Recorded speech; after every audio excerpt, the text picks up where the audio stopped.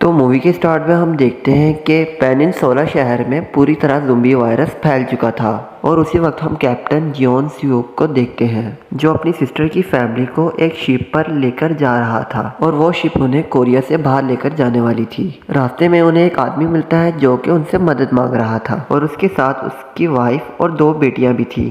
Xeon स्यूक देखता है कि उस आदमी की शर्ट पर काफी खून लगा हुआ है और तब वो समझता है कि इस आदमी को भी किसी ज़ोंबी ने काटा होगा और यही सोचकर वो उनको छोड़कर आगे बढ़ने लगता है। तब उस आदमी की वाइफ कहती है कि कम से कम तुम मेरी एक बेटी को ही ले जाओ, लेकिन जियोन स्यूक उन्हें इग्नोर करके आगे बढ़ जाता है। वो लोग शिप पर पहुंच जाते हैं और शिप कोरिया से बाहर निकल जाती है, लेकिन जियोन को पता चलता है कि शिप को हांगकांग के बजाय जापान लेकर जाया जा रहा है। तब वो कैप्टन से बात करने जाता है और उसके जाते ही केबिन में मौजूद एक इन्फेक्टेड आदमी ज़ोंबी में तब्दील हो जाता है। ज़ोंबी को देखकर उस पूरी शिप में हलचल सी मच जाती है। जॉन के ब्रदर इन लॉ जुलमिन जो कि उस वक्त सप्लाई की लाइन पर खड़े हुए थे, उन्हें भी ये सब कुछ पता चल जाता है। जब जॉर्ज को इस बात की खबर मिलती है तो वो भागता हुआ उस केबिन की तरफ जाता है क्योंकि उसकी सिस्टर और नेफ्यू भी वहाँ पर मौजूद थे। वो ज़ोंबी उसे केबिन के बाहर ही मिल जाता है और जॉर्ज उसे शूट कर देता है। अब वो केबिन में जाता है और वो ये देखता है कि जितने भी लोग उस वक्त केबिन में मौजूद थे वो सब के सब इन्फेक्टेड हो चुके हैं और उन इन्फेक्टेड लोगों में उनका नेफ्यू भी शामिल था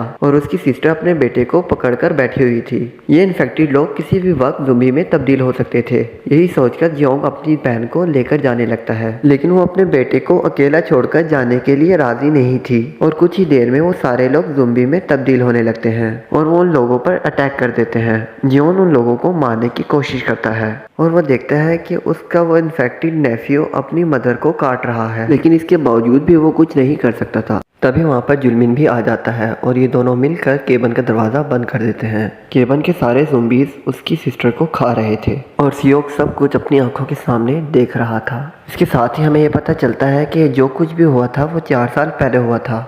उस शिप पर कुछ इन्फेक्टेड लोग थे और वो लास्ट शिप थी जो हांगकांग गई थी। फिर हम 4 साल बाद का टाइम देखते हैं जहाँ पर हम जियोन और जुलमिन को देखते हैं जो कि अब हांगकांग में ही रह रहे थे। हांगकांग के लोकल लोग उन्हें पसंद नहीं करते थे क्योंकि वो रेफ्यूजीज थे।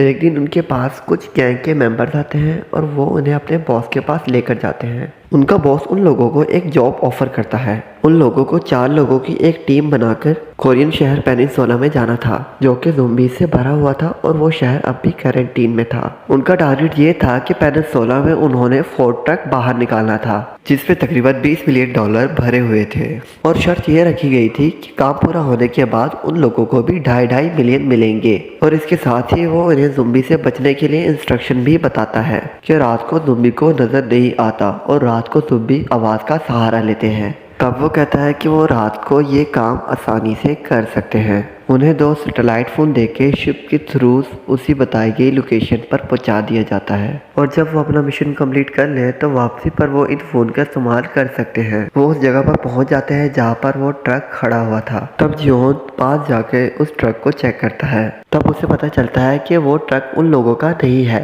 और जब वो ट्रक चेक करके वापस आ रहा होता है तब उसे किसी चीज़ की आवाज़ आती है। वो देखता है कि एक बिल्डिंग गिरी हुई है और उस बिल्डिंग पर ज़ोंबीज भरे हुए थे और वो बिल्डिंग भी गिलास की थी, यानी कि उसका कोई भरोसा नहीं किया जा सकता था। तब जॉन जल्दी से आकर गाड़ी में बैठ जाता है और वो लोग फिर से ट्रक फाइंड करने लगते हैं। उन्हें एक और ट्रक नजर आता है, लेकिन इस बार जॉन अकेला नहीं जाता, उसके साथ जुलमीन और एक साथी भी साथ जाता है। वहाँ पर वो लोग अकेले नहीं थे बल्कि कोई और भी था जो उन पर नजर रखे हुआ था। वो लोग ट्रक को खोल के देखते हैं कि वो पूरा पैसों से भरा हुआ है। ट्रक को ढूंढने का मिशन तो पूरा हो जाता है और अब वहाँ से निकलने का टाइम आ गया था। वो देखते हैं कि ट्रक का ड्राइवर भी एक ज़ोंबी बन गया है